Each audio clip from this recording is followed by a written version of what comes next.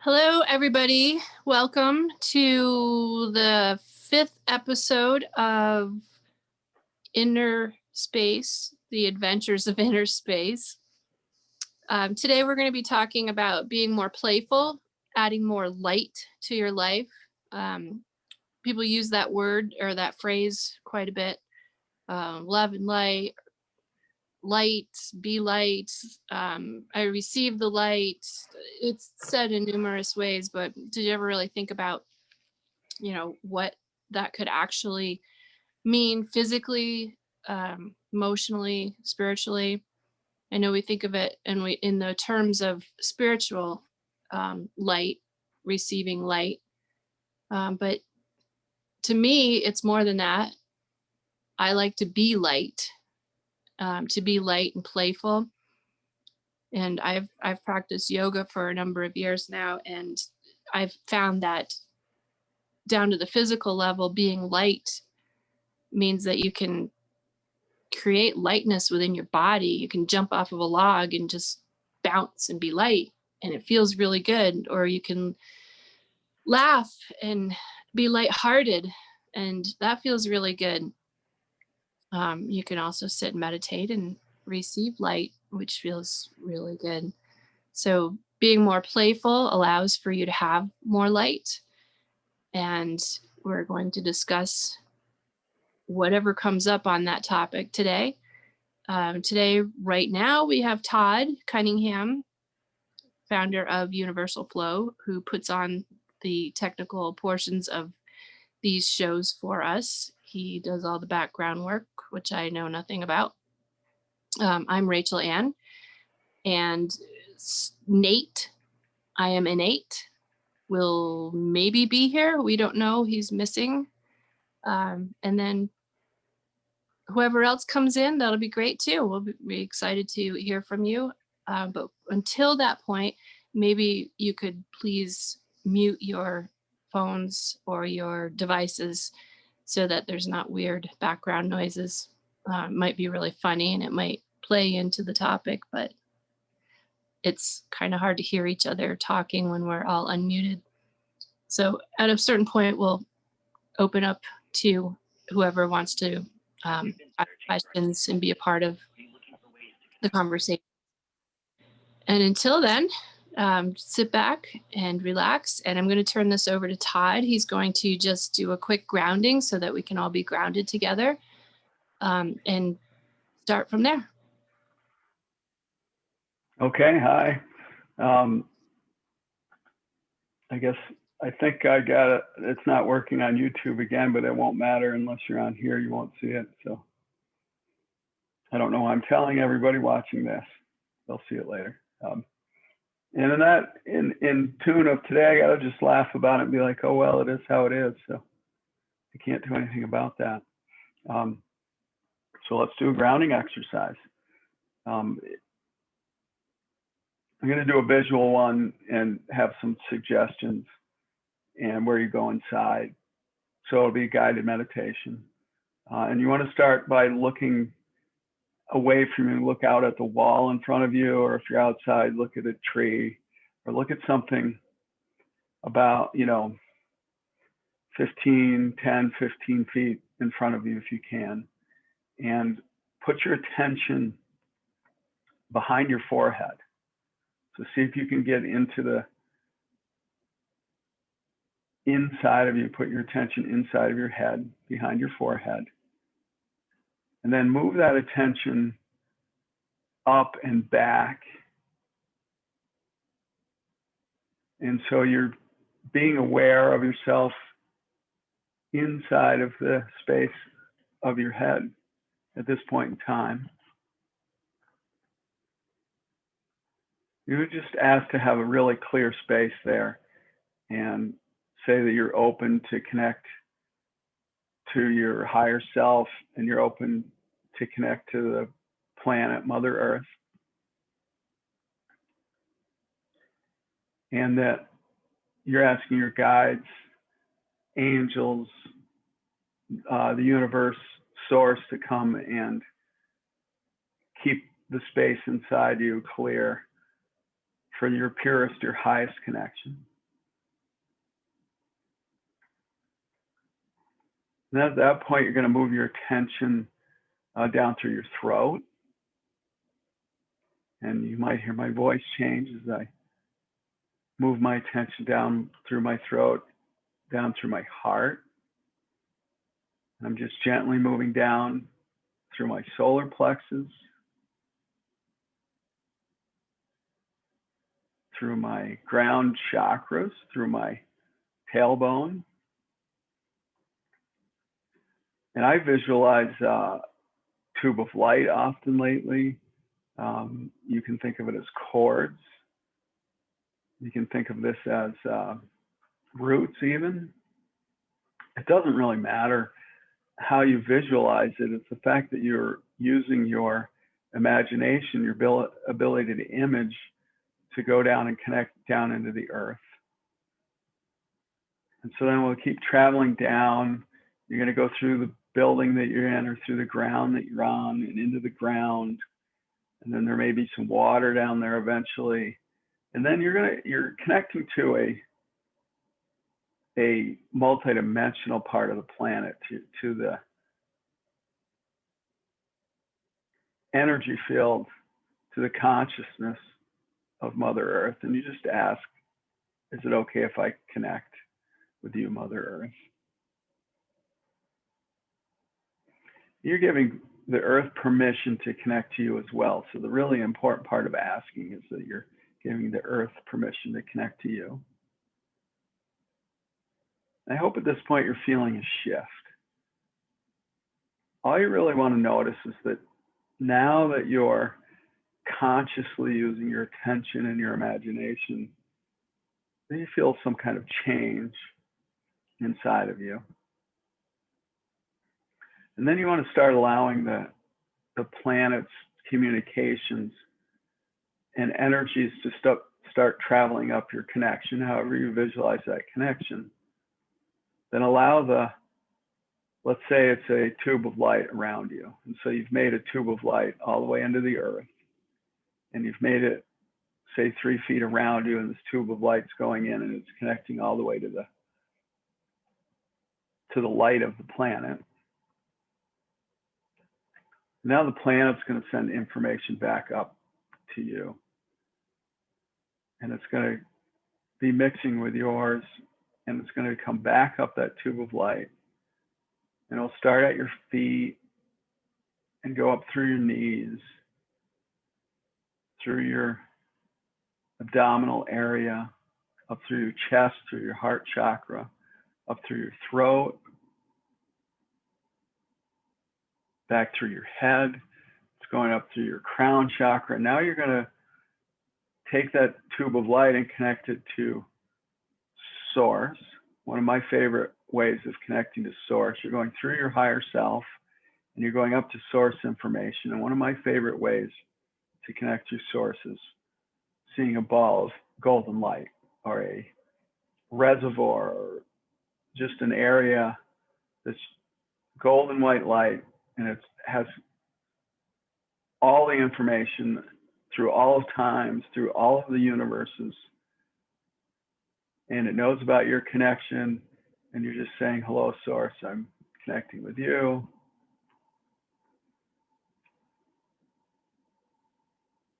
And now that information is going to start coming down. So another way to visualize this is if you go straight inside of your heart,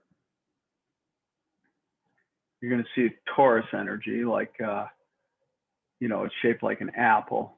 So there's energy flowing out of your crown chakra and going back in your root, going in this direction, and energy coming from the crown through the root and going around the other way.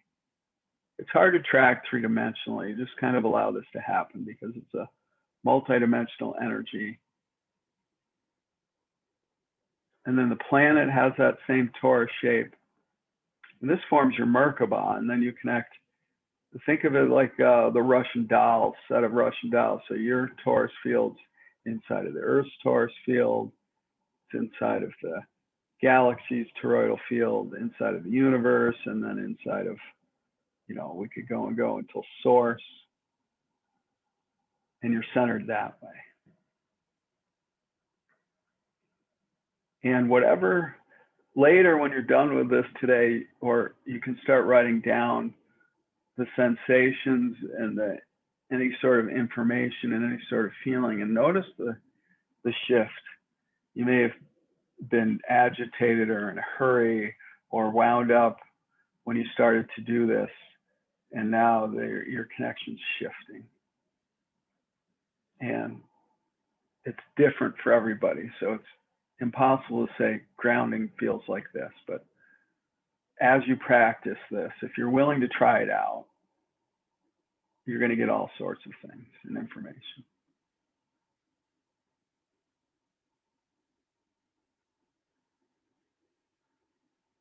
You're muted. You're muted.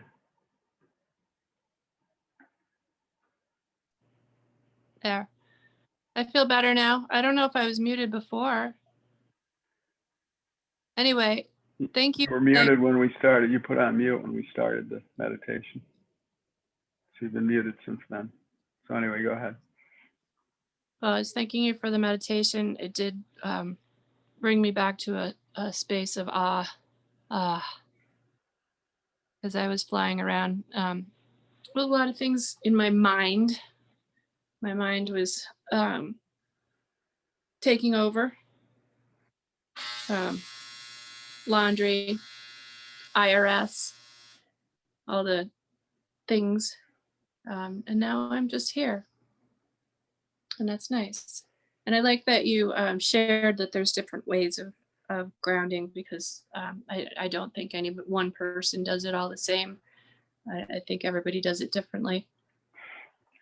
I noticed something last week when we started talking about grounding, and then you said centering, and these might be subtle differences, but one's connecting to earth information, source information, and one's not that you're not connected to that always, but the other way is more centering, I think, yourself, bringing all the pieces of you inside of you. And I guess I do that kind of automatically when I think about grounding. I come inside of myself and then I start connecting. I'm just saying different ways of looking at this. I don't think they're separate things. Right. Different ways of looking at it. I don't think they're separate at all. I think you have to do the other and the other to do the one. So. Right. And then we could go different directions. So, yep, now that we're here, as far as being more playful,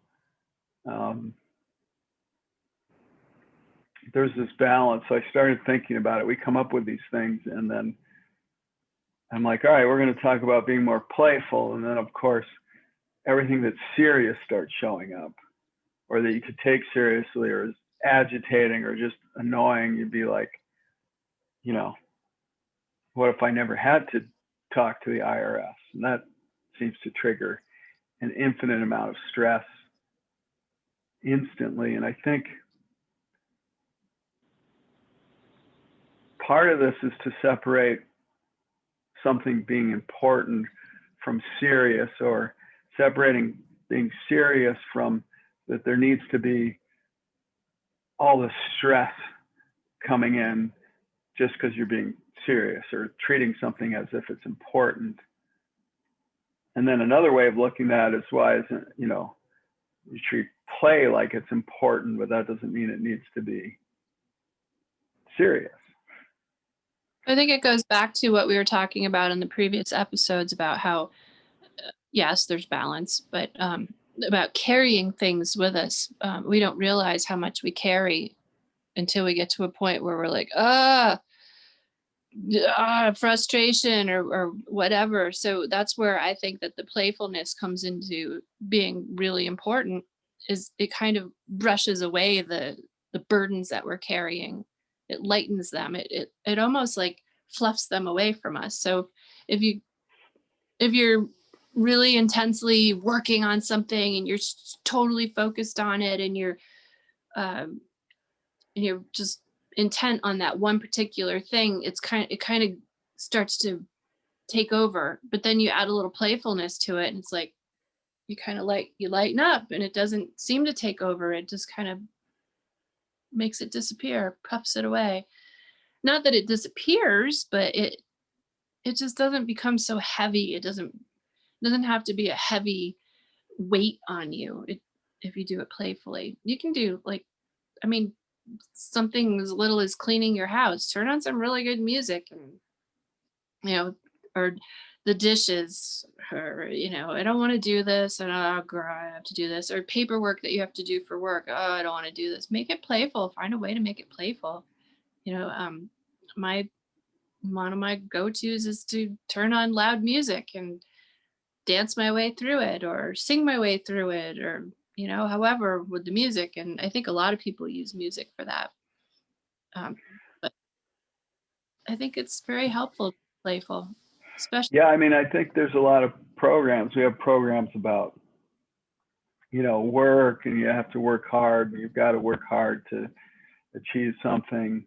There's that side of the story, which is maybe has some truth to it, but it also has a lot of programming that if there's like not struggle, then you're not achieving anything. And or there's certain things, if you say COVID, vaccine, IRS, you can get everybody to just go like this right away right now, in reaction to, oh, that's horrible. And so, I mean, one trick I find is how good you'll feel like if you once you're done. So there's the delayed gratification part of things. You're like, okay, if I do this and I get through it, then I'm going to feel really good that I accomplished that and I got it out of the way, versus delaying it. And so you can go fool around at something else. It's just wasting your time, but you're kind of denying what needs to happen. And on the other hand, you can make what needs to happen so intense that so we have to, again, we go all the way back to noticing. I think the first thing is you notice, oh Being yeah, aware. I'm getting really agitated about this, and that's energy is not going to help. No, and that's important to know. Once you become aware, and you're becoming aware of yourself, your self-awareness, and you find yourself in those positions, then you want to go to your tools. What are your tools? What are your lighten up tools?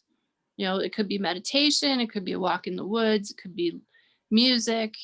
But it's really important to know your go-tos, because that way you're almost your own guide. Well, you are your own guide. You're your own guide, and you're your own fix.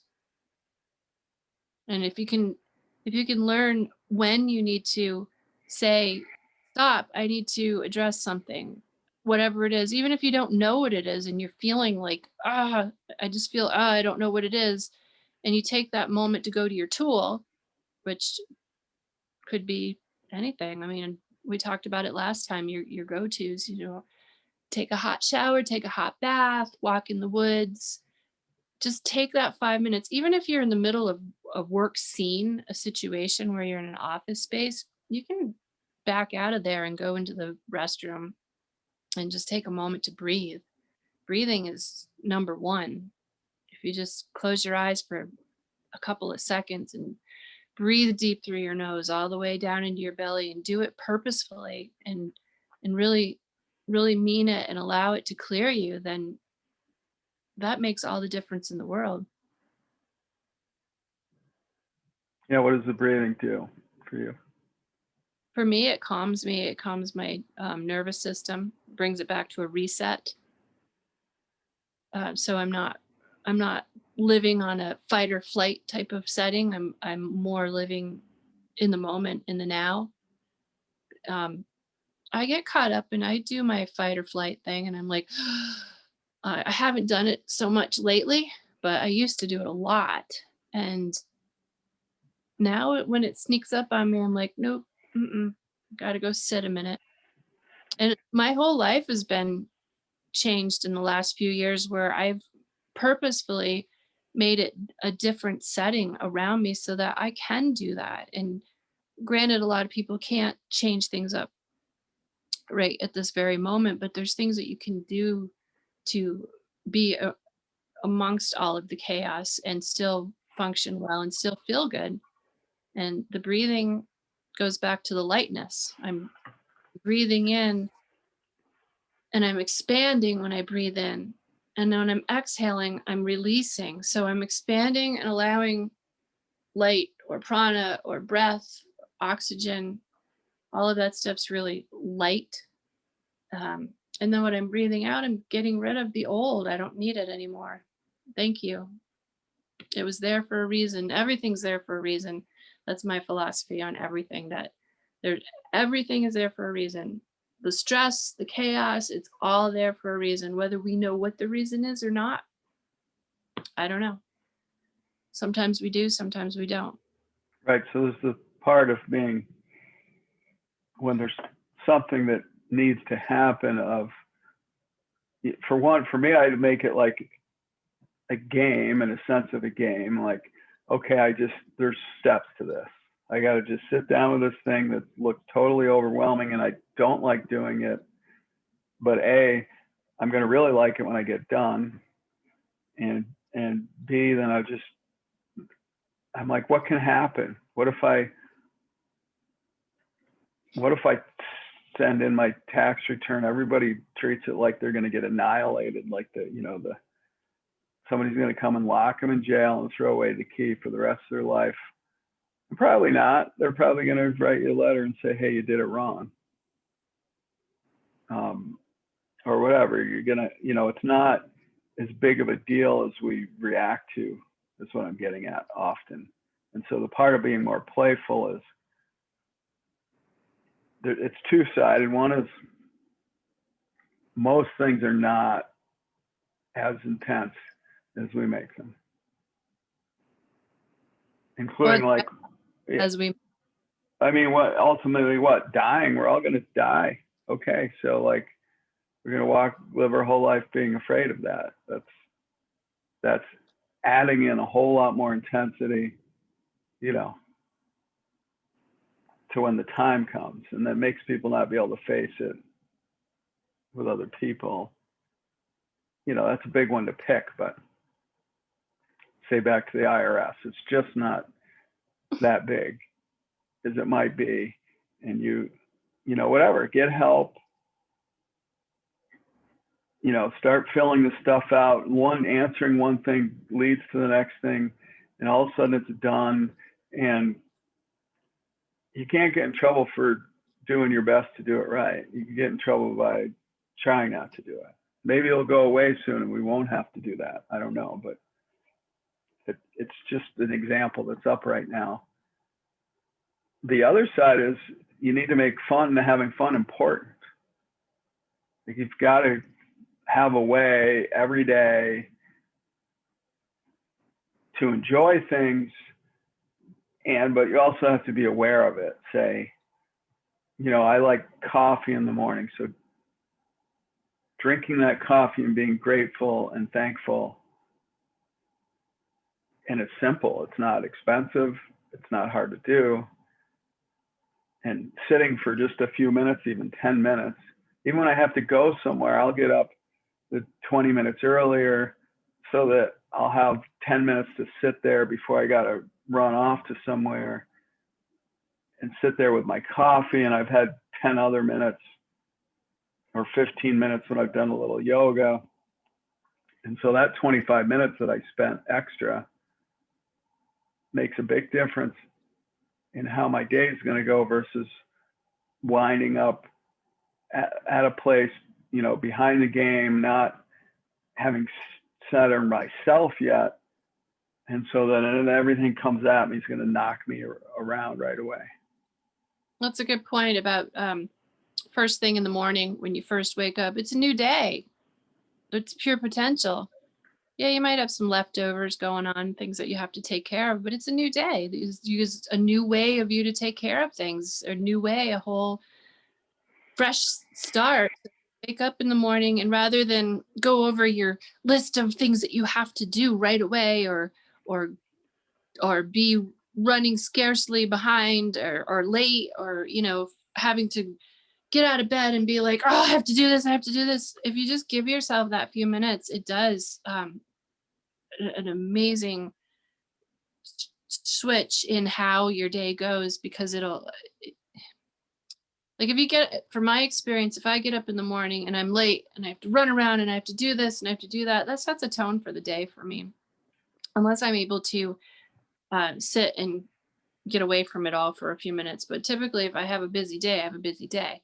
So if you wake up in the morning, and rather than go right to it, and you give yourself that space, that time to sit and be, and breathe, and be grateful, and look at the things around you and see the beauty. Really I'm really into seeing the beauty lately, because I've noticed that if I choose to see the beauty, I can see the beauty in what some people would say is awful, but there's always something in there that makes it more than awful, greater than awful. But so in the morning when you wake up, give yourself that time, give yourself that space. Space creates lightness. Breathe, clear everything out, be grateful. Being grateful expands you, which allows for lightness. Um, and then start your day, even if it's just for 20 minutes, 10 minutes. Give yourself that time. It's really important. 15 minutes of yoga and 10 minutes of coffee. So yeah, it's 25 more minutes, but probably without that focus, you probably run around and use up 15 or 20 minutes anyways, not having something that you do for yourself, because you're Yeah, kind of avoiding where you're going, where this is intentional. So I think the threads with all our shows is ended up being awareness, yeah. becoming more aware. And there's something I learned recently about, we do what's familiar. Okay. So if we add that to the awareness, and the first thing we do is to start being being aware of what we normally do. That's step one. And then say we go to, okay, we want to change it. So the first 2 weeks of changing whatever, how you get up in the morning, takes some effort. The first month of that, like I decided when a bunch of changes happened, I decided here that I'm going to get up and do yoga in the morning, 15 minutes. I'm just going to do sun salutations. I'm going to do it every day when I get up. And I do that now.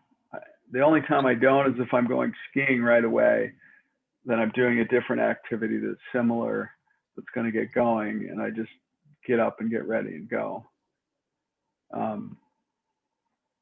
Which leads into, you've got to have time for yourself, that you go and do something that's fun for you.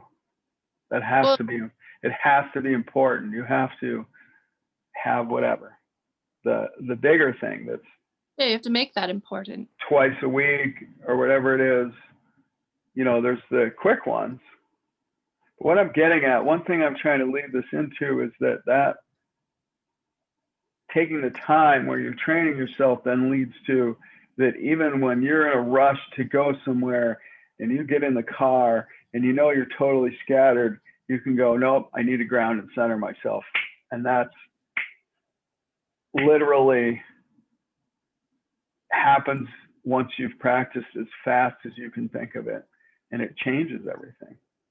You're like, okay, so what's got to happen? Oh yeah, I got to start the car. I need to make sure I'm seeing who's coming instead of backing out of the driveway, not looking, because then everything you thought was going to happen is going to change in a different way. And those split seconds link to the times where you do it more intentionally, whether it's 5 minutes worth or an hour and a half of whatever, going out in the woods, doing some art project, music, painting, I'll do mechanical work sometimes because it's just creative for me, and I'm in a different space. I'm in a hands-on space, and I can get totally absorbed by that. So that can be stressful for me if I need it has to happen right now and it's something needed, or it can just be fun if I'm just tinkering around with something. So it can be anything that you go and play with. Yeah, it can be. And it could be as simple as what your television show is that you watch in the evening if you watch TV. You know, many people watch television. So think about it like what you're watching. Is it playful or is it serious? Is it something that's making you feel light, or is it something that's making you feel like everything's daunting around you? You know, that in itself makes a difference. Yeah, the TV is a different recreation. I'll buy It's it. That's a can of worms. it's still a part of it all. And you know, it's just there's things all around us that we can choose. And there's enough stuff going on that we can't really choose. So, you know, I try to control what I can control. If it's, I mean, that's control is not quite the word, but in a way it is. I choose to put my focus on the things that I can really make a difference um, with in my world. And that makes me feel good. It makes me feel healthy. And it makes me feel lighter. My food, what I eat, when I feel lighter. I know it's not about playful, but um, it's okay to like say you're on a strict diet. It's okay to have a piece of chocolate. It feels good. It's playful to have that piece of chocolate in a way. You don't have to overindulge on it. You know, you don't have to eat like I joke because I eat a square of chocolate and that's a lot for me.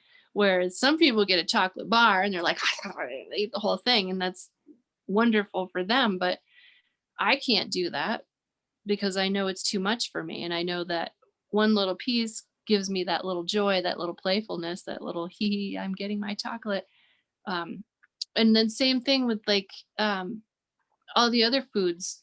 It it falls into the same thing as of eating is playful. I play with my food. I make it fun. I make you, but I have to because I get I get bored easily, and I don't.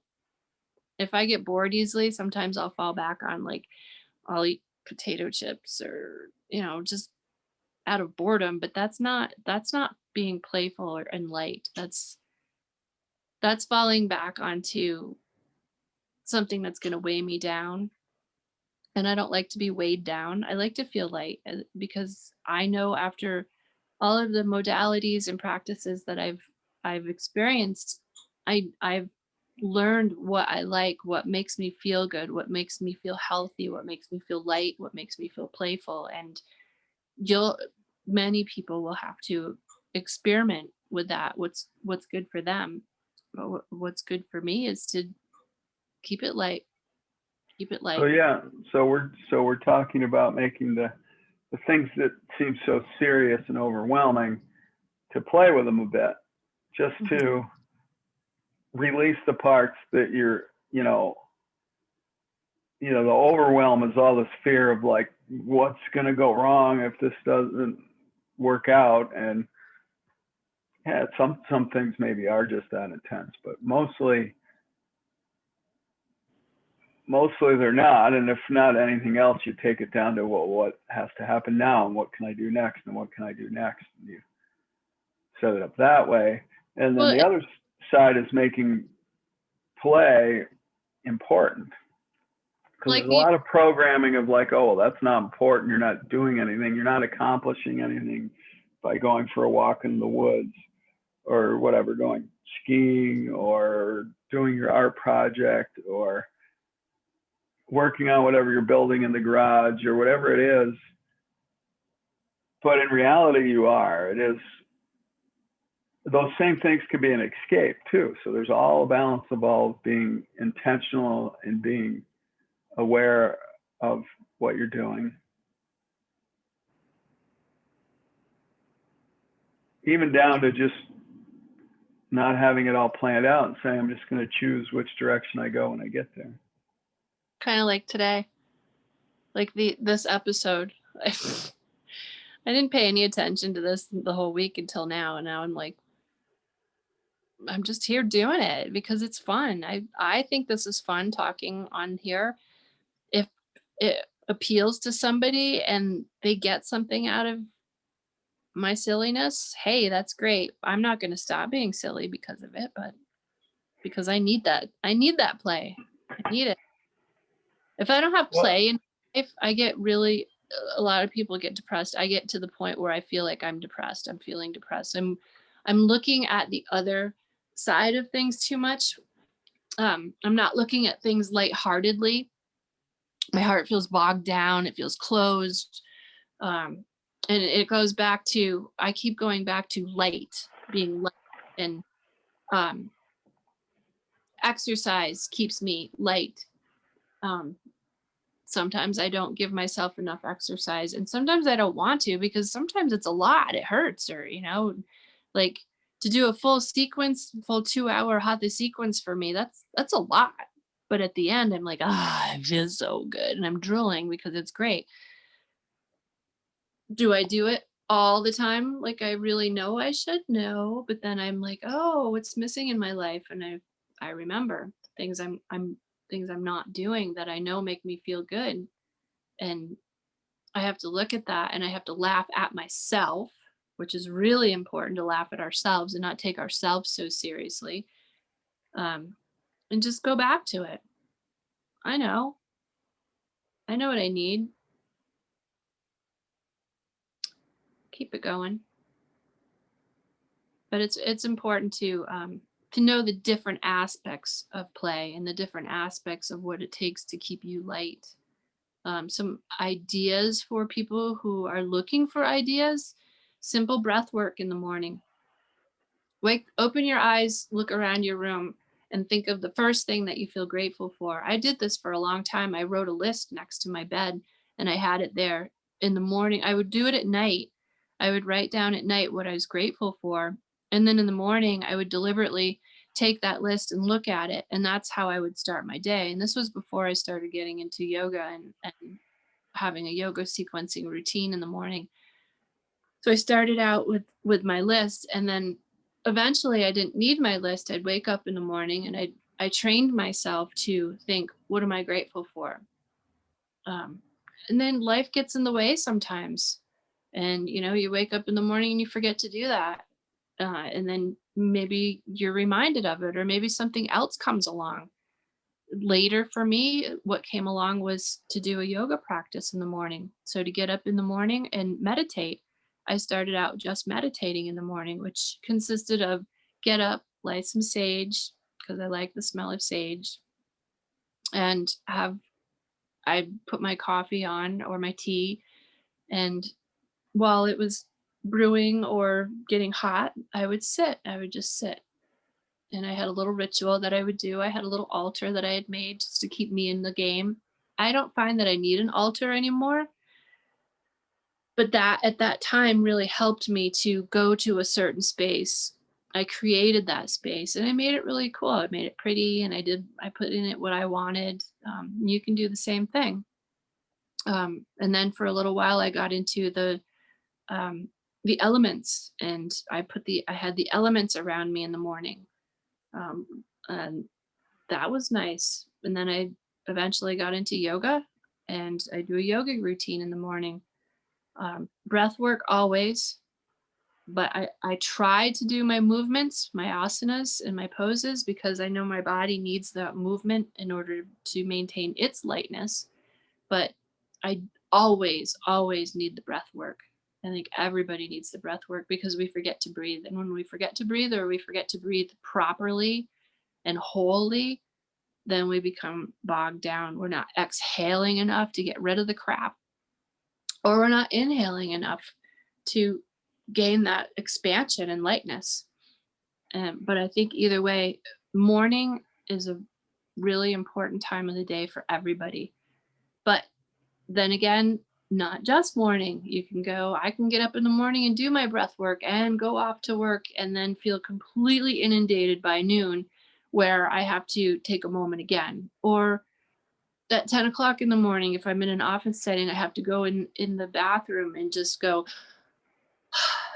and just let it all go and start to remember what's important. And it's not to say remember what's important, like, oh, I wish I was out hiking, or I wish I was out doing this instead, or skiing, or whatever.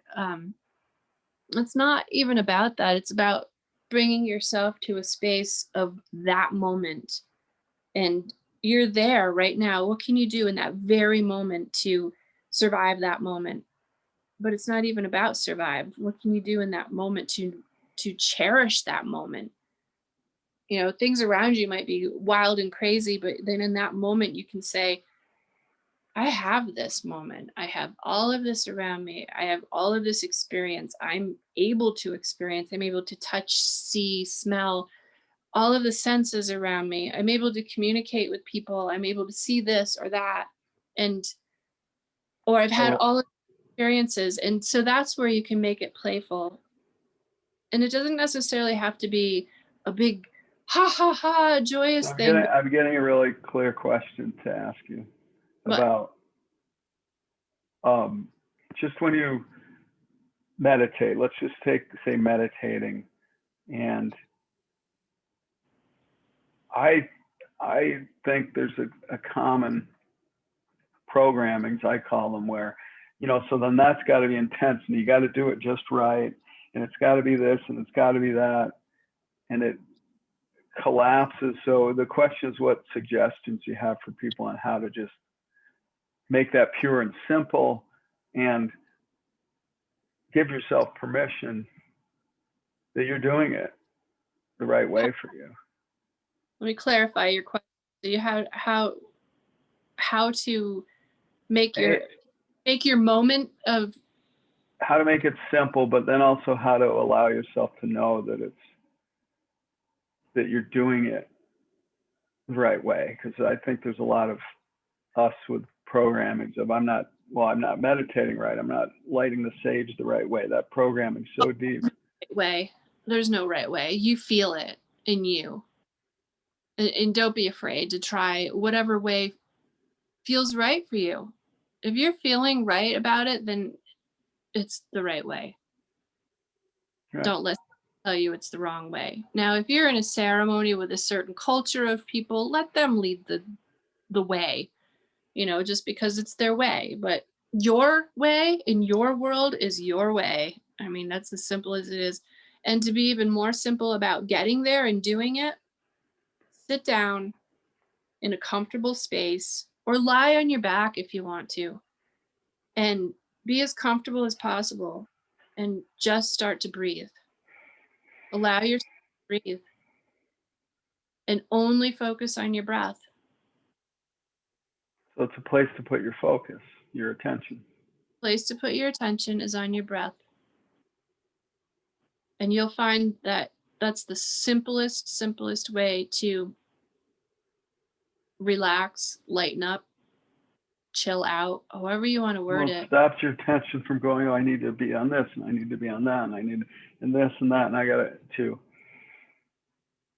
oh, I'm paying attention for my breath. It allows your inner you, the purest essence of you, to take over rather than your mind to take over. So you're becoming one with your thoughts, your mind, your brain, your mental state. And instead of allowing it to rule you, you're just becoming one with it and allowing it to be part of you. They're all smiling now, the ones that ask the questions to me when it's not me, and reminding me of that. For a while, when I would sit and meditate, or when I would ground and center myself, my mind was so programmed to, I don't know what, keep coming up with stories and suggestions and this way and that way, that it wouldn't stop. And all of the instructions were, you clear your mind and you just watch the thoughts go by. And for a while,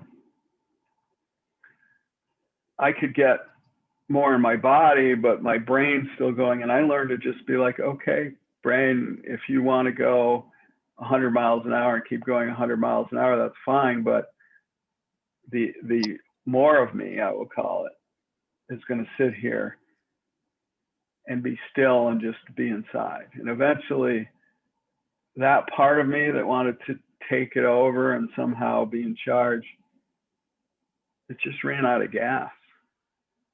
It it started realizing that, and this is about the familiar part. It's like, you don't have to go through 18,000 scenarios of what's going to be next right now. You can just sit and then choose when that happens. So there's different ways to go about it, but you don't have to be all perfectly centered to, and why the breath, I think focusing on the breath is such a tool is because it's something to put your attention on. Well, and because it's the something that keeps us going. And when we don't do that something properly or healthfully, is that a word? Anyway, if we don't do it properly, we lose our health, we lose our mental state, we lose our spiritual state. I mean, maybe your goal isn't even to be spiritual, but to just feel more centered or more gathered in yourself. And what better way than to nourish yourself with your breath? I mean, it's a start. There's other ways, obviously, to nourish yourself, but number one is your breath. You have to breathe to live. I was always fascinated that dolphins breathe consciously. They're conscious of every breath they take. They have to come up and take it Yeah. and then go down and swim And around. most playful creatures on the planet. And of course, somebody said they're conscious of every breath, as if they can get in dolphins' heads and know. So Right. that's kind of, that's like, okay. And you were a dolphin, and some of it's people, they say, you're like, well, it makes sense, because when you're swimming, and you're swimming underwater, I've done a lot of that, you're more aware when you come up to breathe, because it's much more of a demand right then. It's not available all the time. Well, there's other, and that makes me remember, I did some trainings on my totem animals and my spirit animals, and dolphins were one of the first ones that were there with me. And it was always throw your worries to the dolphins and watch them play with them, and watch how much fun they have with them, and your burdens. And it makes, when you think of that and you really can visualize something like that, it's like all these burden things that you're carrying, and you throw it out to a dolphin to play with. My imagination goes pretty wild. I have a pretty vivid imagination. So I'm seeing all these things being bounced around with dolphins, and things that I carried as something burdensome or heavy, and to watch and just to visualize that lightened everything up for me. And Yeah. it's just, there's so many different ways for different people to find that lightness and that playfulness. Just like I said, just having that little imagination moment, that little moment of creativity, and making a visual out of it, making it fun, making something funny. You remind me of being when I was a kid, we'd say we're going to go stack the wood, and I would start, making a game out of it, and pretty soon I'm in trouble. This isn't a game. I'm like, why not? Why? Also now it's like not fun. And that's what I mean about the program part. No, we're working now, and you're like, what? So some people noticed that I would get it done twice as fast. They'd leave me alone, but some people have that. No, you can't be having fun while you're working, and and Well, kind and of if you leads to you're not allowed to have fun while you're going to have fun, or fun can't be serious either. Like, you could have some of your fun be serious, like athletic training or something, or you're seriously building something in your garage, or you have this painting that you're totally intense on, and then you have other fun where it's just go out in the woods and whatever happens, whatever you look at, so there's different, those are, they're both useful. It's just lighten up. It doesn't have to be play. It doesn't have to be laughter. It can just be lighten up the load of it. Don't make it all so heavy. Don't make everything so heavy. Just, it is what it is. You're here. We're all here. We're all here to live. Find a way to live so it doesn't feel like a burden. I also found that make it different. Change it. You have the ability to change things up. I found the exercise to go down the route of, like, you start worrying about something, and so you're like, I'm going to manage it.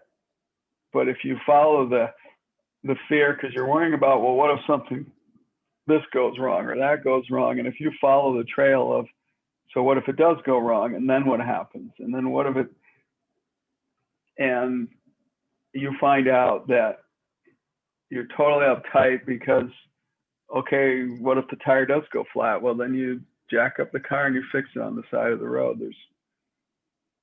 And what if it doesn't? Right. Then my point is that some people are terrified. Yeah, well, I have a knack for, like, when people are talking about something and I'm like, well, it could just be this, because for some reason it's in me to do that. I'm able to, however I'm configured, I'm able to say, well, it could be this way instead, or it might end up like that. My point is that there's a million different potentials. There's a million and one, countless possibilities of any given situation. And rather than try to figure it out, which is what our whole world as a whole has been doing lately, rather than trying to figure it all out and knowing what the next step is, why don't we just be now and be appreciative of what's now, right this minute, and every minute of every day, every moment. Everybody's out there with the political scene and what's next, or out there with oh, this is going to happen next, or the ascension groups are like, wow, and because of this is going to happen, and the great this is coming, and the great this is coming. Okay, that's great, wonderful. I'm excited for that to happen. I'm not against it in any way whatsoever, but I got to be right here, and I got to be right now, and I have to make my world mean something to me before I can do anything for anyone else. And the only way for me to do that, for me in particular to do that, is to find what it is that gives me the ability to say, ah, and smile and be at ease with it, at ease amongst the chaos. Find a way to joke at it. Find a way to walk through it all without feeling burdened by it, or there's so many ways. Breathing's number one way. Laughing is another way. Physical play is another way. Yeah, there's balance to all these things. Like, one side is planning ahead, and the other side is, how much ever planning ahead you did. No one planned on, hey, now you got to wear masks, and now you got to stay at home, and now it didn't matter what plans you made, they were different. I used to joke about everybody make a plan, and I go, the plan's the thing you make for today so that you know what's not going to happen. Meaning, there's always going to be some change or some challenge or some adjustment you had to make along the way. Some people really flipped out about that, and I'd be like, it's going to happen. Why are we going to flip out about it? We're going to deal with it. We're capable. Well, we're going to fix it when it happens. We just don't know what to adjust until it's rolling.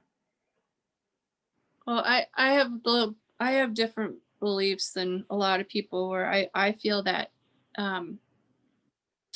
if enough of us get on the same page with um choosing our own realities, choosing our moments, and choosing to live in a certain vibrational field or certain way, which the way to me that I would like to choose is the way of seeing and being grateful and seeing the beauty around you, and let that be what comes foremost, rather than, oh God, look at that, that's what's wrong over there, that's what's wrong over there. Instead of that being the first thing that's noticed, I feel like if we all learn to notice what's amazing and the miracles around us and the beauty around us, I feel like the more people who get on that level, the more our whole world's going to shift, and just rapidly. And that's when we won't even really have to worry about stuff like that. We really will be living in the now, because every moment of now will be coming from a place of gratitude and astonishment and love and compassion, rather than noticing what's wrong or what's not right or what needs to be fixed. I mean, granted, by doing that, it's going to be obvious what needs to be adjusted or fixed, but that won't be our focus. That won't be where our intention is.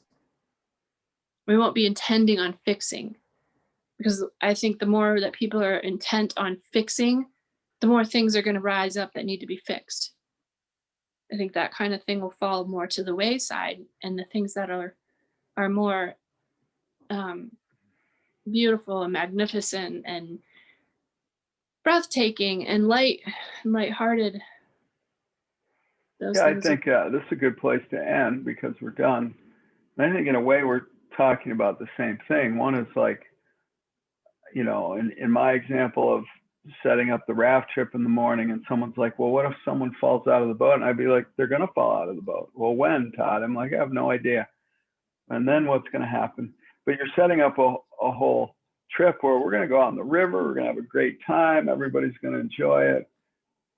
And somebody's going to fall out of the boat and we're going to haul them out of the river. That's what's going to happen. That's my plan versus, oh my God, we'll go down here And they can say, oh my God, he's fallen out of the boat. Or they can say, woohoo, that was great, I fell out of the boat. That's a choice. right. Yeah. So, are we done? Yep, time up. All right. I got to go. So repeat what you said that really quick about you said something really well. I should have just left it right there. But anyway, thanks a lot, everybody. If you go back about 30 seconds, you'll see Rachel telling us about how to focus on creating what can be instead of focus on creating what isn't going to be, and how that shifts everything. So thanks a lot for being with us, and we'll see you next time. Thank you. Bye.